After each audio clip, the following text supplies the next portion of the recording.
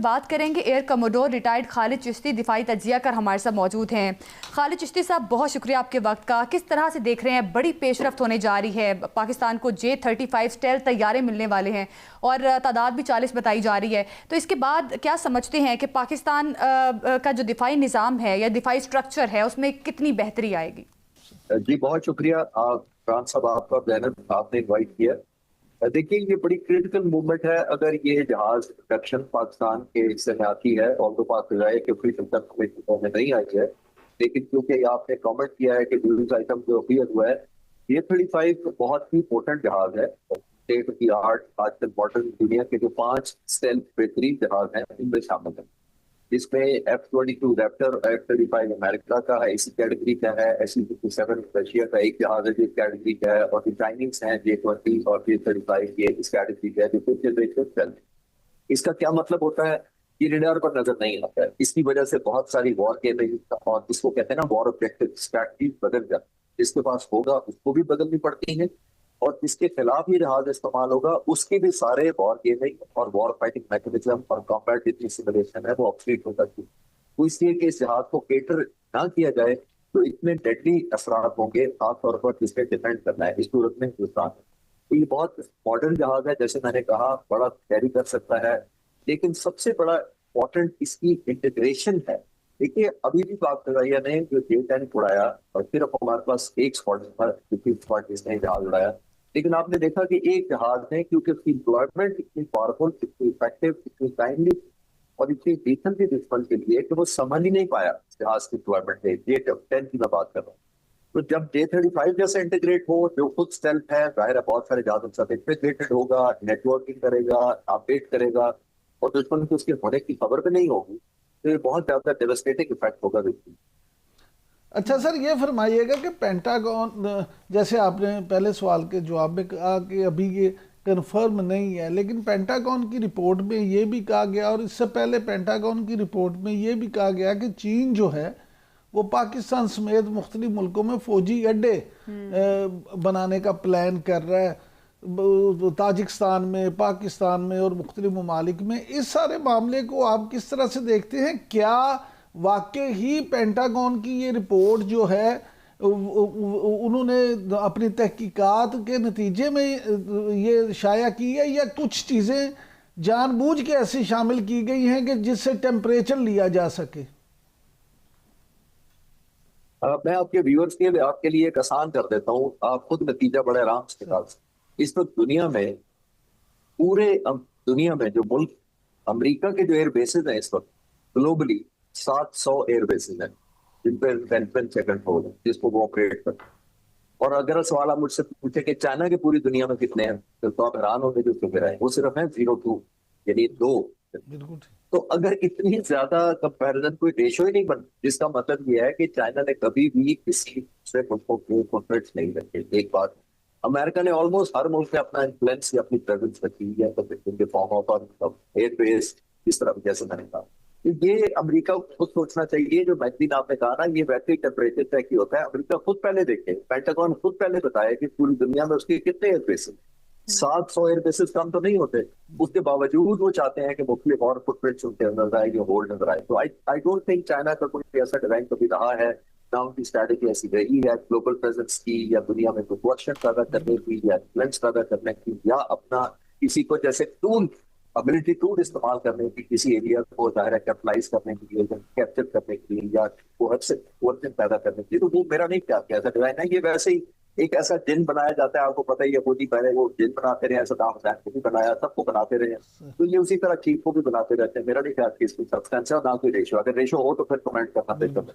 अच्छा सर, ये फरमाइएगा कि सदर ममलिकत ने कल मोहतरमा बेनज़ीर भुट्टो शहीद की बरसी पे तकरीर करते हुए जिस तरह से इंडिया को ललकारा, और उनका कहना था कि इंडिया जो है वो अगर पाकिस्तान चाहता तो बहुत नुकसान कर सकता था, मज़ीद जहाज़ गिराए जा सकते थे, लेकिन हमने, आर्मी चीफ ने, एयर चीफ ने उन पर रहम खाया। आप क्योंकि ख़ुद भी माशाल्लाह से एयर कमोडोर रहे हैं, तो आप क्या समझते हैं कि ये बात तो तय है, अब तो पूरी दुनिया मानती है कि पाकिस्तान ज़्यादा नुकसान कर सकता था, तो पाकिस्तान कितना नुकसान कर सकता था? और दूसरा ये कि फिर क्यों उनको कम सबक सिखाया गया? देखिए इमरान साहब, ये जो मैं एयरफोर्स जिसको जानता हूँ या जिसमें मैंने सर्व किया एज फाइटर पायलट कोई 35 साल, और फिर बाद में पढ़ा भी और पढ़ाया भी, ये वो एयरफोर्स नहीं है। ये ट्रांसफॉर्म कर चुकी है। वो ट्रांसफॉर्म कैसे किया मैं बता देता हूँ। हमने जितनी एयरफोर्स देखी है इतने सालों में, वो थी रिएक्टिव और defensive, always ready to react जब भी हमारी एयर स्पेस को चैलेंज किया जाए। ये हमारा पिछले 78 सालों से ये डायनामिक चल रहा है। ये पिछले 3 सालों में खासतौर पर अभी जो लीडरशिप आई है इसके बाद ये अब ट्रांसफॉर्मेशन हो गई है। ये अब इंस्ट्रूमेंट या लीवर ऑफ पॉलिसी है या इन्फ्लुएंस है, इन्हीं के इन्फ्लुएंस क्रिएट करती है, जिसका मतलब ये है कि डिस्ट्रक्टिव बैलेंस क्रिएट कर सकती है अपने हक में, पूरे रीजन के अंदर एक स्ट्रेटेजिक कैलकुलस को बदल के रख सकता है। अल्हम्दुलिल्लाह किया है, मैं अपनी तरफ से कुछ नहीं कह रहा। ये अब एयरफोर्स वो है जो अनप्रेडिक्टेबल है, जिसका डिजाइन अनफोल्ड होने में किसी दुश्मन को अंदाजा ना पता लगेगा कब हुआ है। अभी आपने देखा साइबर कमांड क्या हुआ, आपने देखा कि कैसी कैसी जगह सैटेलाइट, कैसी कैसी जगह एयरबोर्न अर्ली वार्निंग हमने किया दुश्मन को सरप्राइज किया।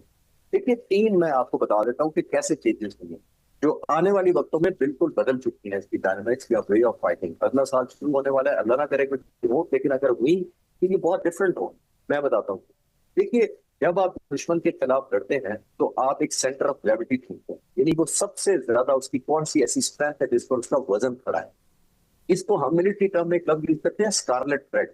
आपके व्यूअर्स को मैं मिलिट्री स्ट्रैटेजी नहीं पढ़ाना चाहता, लेकिन स्कारलेट थ्रेड वो होता है जो बचपन में आपने देखा जब हमारे बाबा स्वेटर पहना करते थे ना, तो एक धागे को निकालते थे, सारा स्वेटर खुल जाता। ये वो वाला धागा है जो मिलिट्री में भी इस्तेमाल होता है, इसको कहते हैं स्कारलेट थ्रेड। मिलिट्री के 3 स्कारलेट थ्रेड थे जंग में हिंदुस्तान के। एक हवा में राफेल था, एक जमीन पर था, वो था S-400, और समंदर में था विक्रांत। ये तीनों स्कारलेट थ्रेड थे, ये सेंटर ऑफ ग्रेविटी थे, जिसका मतलब ये है कि अगर आप इनको हिला दें या इनको टच कर दें तो सारे हिंदुस्तान का बैलेंस खराब हो जाएगा। सर 2 को हमने कर दिया, राफेल को कर दिया, ये मैं क्लोज कर दूं। राफेल को हमने कर दिया, कैसा हवा में न्यूट्रलाइज हो गई, एयरफोर्स ग्राउंड हो गई, सारा एयर डिफेंस सिस्टम बिठा दिया। जब S-400 हिट हो गया, विक्रांत को लाने की उनकी हिम्मत नहीं। तो ये मैंने इसलिए बताया कि आपको अर्ज कर सकूं कि नेचर ऑफ वॉरफेयर इस तरह जो अनप्रेडिक्टेबल होगी, जो एक डिस्ट्रक्टिव फोर्स होगी, और अब डिफेंसिव नहीं होगा। लेकिन सर अगर आपकी सारी गुफ्तगू के बाद मैं ये पूछना चाहूँ कि सर एक लीडर के सिर्फ बदलने से पूरी स्ट्रेटजी बदल गई, और ये भी खबरें हैं कि एयर चीफ ज़हीर बाबर संधू साहब ने आते ही जब 4 संभाला तो उनका टारगेट ही राफेल था, और 2-2.5 साल से उन्होंने बाकायदा फाइटर्स पायलट को ट्रेनिंग कराई कि अगर ये होता है तो हम कैसे राफेल को गिराएंगे। तो ये सर ये सारा जो मामला है इसको मद्देनज़र रखते हुए फिर तो हम ये क्या नतीजा हज कर सकते हैं कि मुस्तकबिल के लिए मज़ीद ऐसी तैयारियां माशाल्लाह से हमारी एयरफोर्स जो है वो कर रही है कि अगर खुदा ना खास्ता दुश्मन दोबारा कोई ओछी हरकत करता है तो उसको पहले से भी ज़्यादा दब्बरकुट लगेगी। देखिए इमरान साहब, पाक फिजाई के तमाम सरबराह, एयर मार्शल असद खान और एयर मार्शल नूर खान से लेकर तमाम सरबराह को क्रेडिट जाता है कि उन्होंने एयरफोर्स को मेरा हमेशा आउट नंबर्ड ही तैयार किया है। हम कभी नंबर में हिंदुस्तान का मुकाबला नहीं कर सकते। मैं अक्सर कहता हूँ आपको कि एक जज्बा ईमान है हमारा अल्हम्दुलिल्लाह, एक आपकी ट्रेनिंग है, और तीसरा और टेक्नोलॉजिकल एज, ये हमेशा से रहा है। इस प्रेजेंट चीफ ने सबसे आकर के किया था कि उन्होंने कहा था कि टेक्नोलॉजिकल एज, और एक चौथा एक एलिमेंट हुआ है वो है इंडिजिनाइजेशन, यानी कि मकामी तौर पर सब तैयारी करते हैं, पहले भी होती है, यानी कि पहली दफा कोई इंडिजिनाइजेशन हुई आपने तो मकामी तौर पर कुछ चीजें तैयार करी, लेकिन जितना अब फोकस किया गया है 4 सालों में, खास तौर पर अभी 10 तारीख को मई के महीने में जितनी टनेज फेंकी थी, मैं कई दफा कह चुका हूँ कि 65 की 17 दिनों की जंग से ज्यादा, उसमें से 50% मैंड जहाजों ने फेंकी है और 50% unmanned loitering munition, killer drone और अनमैन्ड एरियल व्हीकल की तरफ से फेंकी हुई है। तो इसका क्या मतलब है? इसका मतलब यह है कि टेक्नोलॉजिकल एज इतना हो गया। इनकी पहली तकरीर सुनने इसी सरकार की, उन्होंने आने के बाद फौरन बाद था कि मैं मल्टी डोमेन ऑपरेशन की तरफ एयरफोर्स को ले जाऊंगा, मैं साइबर कमांड की तरफ ले जाऊंगा, मैं किल पिक्चर की तरफ ले जाऊंगा, और वॉर आने वाली जंगों में मैं खुद भी उनसे मिला था 3 साल पहले भी, वो कहते थे कि वॉर ऑर्केस्ट्रेट की जाएगी आने वाली। मुझे तो नहीं पता था जंग हो जाएगी, लेकिन आपने देखा किस तरह जंग ऑर्केस्ट्रेट बिल्कुल सर, पाक इंडिया वॉर में बिल्कुल हमारी फोर्सेस ने जिस हिकमत अमली का मुजाहरा किया और बड़ा स्मार्टली ये तमाम तर मामले को देखा गया और पाकिस्तान ने भारत को शिकस्त दी। अब इसका तो पाकिस्तानी मीडिया का, इंटरनेशनल मीडिया भी इस चीज़ की तारीफ कर रहा है। कैरोलिना पॉलिटिकल रिव्यू में भी कहा गया कि बैनुल अक़वामी जरीदे ने रिपोर्ट किया कि 2025 में आलमी सियासत में स्ट्रेटेजिक मकाम बहाल किया पाकिस्तान ने। तो इस तरह से मुख्तलिफ न्यूज़पेपर्स ये रिपोर्ट कर रहे हैं।